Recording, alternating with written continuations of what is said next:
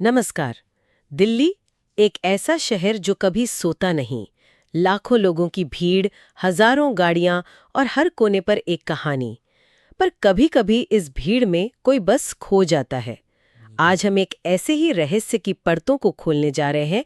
ये कहानी है रोहित मेहरा की। और ये कहानी इसलिए भी ज्यादा असर करती है क्योंकि ये किसी सेलिब्रिटी या किसी बड़े आदमी की नहीं है। ये हम में से किसी की भी हो सकती है। एक आम इंसान की कहानी जिसकी जिंदगी जितनी साधारण थी, उसका गायब होना उतना ही असाधारण था। बिल्कुल।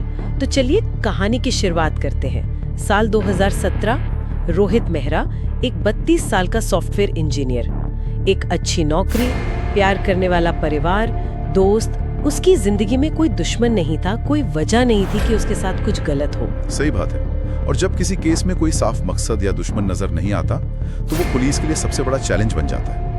आप शुरू कहां से करेंगे? वो तारीख थी 15 नवंबर 2017। रोहित ऑफिस से घर लौट रहा था।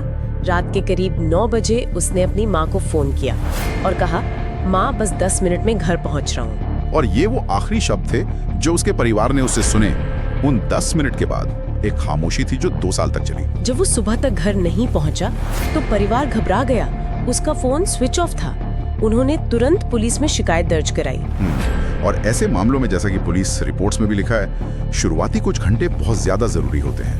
पुलिस ने फौरन कॉल रिकॉर्ड्स, बैंक ट्रांजैक्शंस और आसपास के सीसीटीवी फुटेज की जांच शुरू कर दी होगी। हाँ, यही उन्हें पहला सुराग मिला, एक सीसीटीवी फुटेज। इसमें रोहित मेट्रो स्टेशन से बाहर आता दिख रहा है, बिल्कुल नॉर्मल। पर इसके ठीक कुछ कदम पीछे एक और आदमी है जिसने काले रंग की जैकेट पहनी हुई है। और ये फुटेज जितना एक सुराग है उतना ही एक पहेली भी है।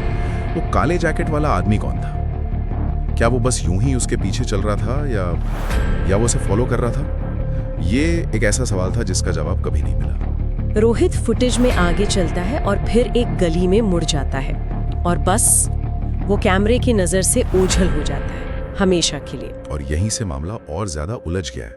असल में हमें लगता है कि हम हर वक्त कैमरों की नजर में हैं, पर सर्वेलेंस नेटवर्क में बहुत सारे ब्लैक स्पॉट्स होते हैं। छोटी गलियां, पार्क। रोहित जिस गली में मुड़ा वो एक ऐसा ही ब्लैक स्पॉट था। लेकिन फिर कहानी में एक और अजीब मोड़ आता है।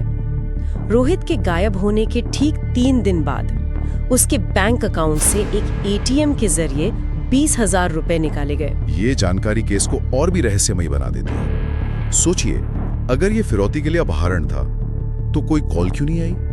और अगर ये कोई रॉबरी थी तो किसी के पास रोहित का एटीएम कार्ड और उसका पिन कैसे आया? और एटीएम की फुटेज, उसमें कुछ मिला? जो शख्स पैसे निकाल रहा था उसने हुडी और मास्क पहना हुआ था, तो चेहरा पहचानना नामुमकिन था।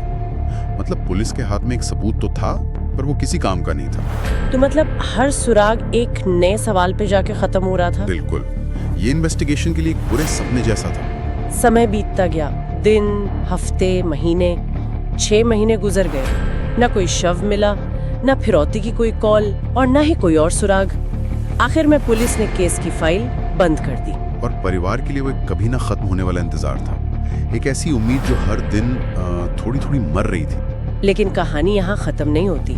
असल कहानी तो अब शुरू होती है। 2 साल बाद दिल्ली से 1400 किलोमीटर दूर मुंबई में एक रेलवे स्टेशन के पास कुछ लोगों को एक आदमी बेहोश हालत में मिलता है। फटे हुए कपड़े, बड़ी हुई दाढ़ी, बहुत कमजोर। ये इस कहानी का सबसे बड़ा टर्निंग पॉइंट है।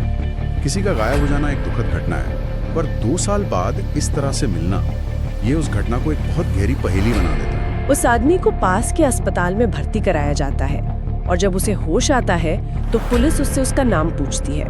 वो बहुत धीमी आवाज में कहता है, मेरा नाम रोहित मेहरा है। सोचिए जरा, पुलिस के लिए कितना बड़ा शॉक होगा। जिस केस को वो बंद कर चुके थे उसका मुख्य किरदार अचानक एक दूसरे शहर में मिल गया था। पर सबसे बड़ी पहेली तो अभी बाकी थी।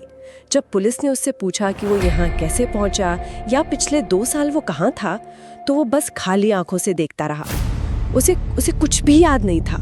कुछ भी नहीं? कुछ भी नहीं।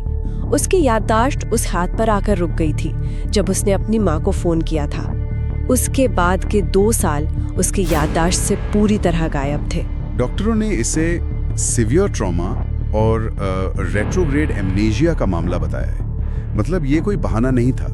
जब किसी इंसान के साथ कोई बहुत बड़ा सदमा होता है तो उसका दिमाग उस बुरी याद से खुद को बचाने के लिए एक दीवार खड़ी कर देता है। वो यादें खत्म नहीं होती, बस उन तक पहुंचने का रास्ता बंद हो जाता है। तो इसका मतलब ये हुआ कि इस केस का जो इकलौता गवाह था, उसे ही अपनी कहानी याद नहीं थी। बिल्कुल।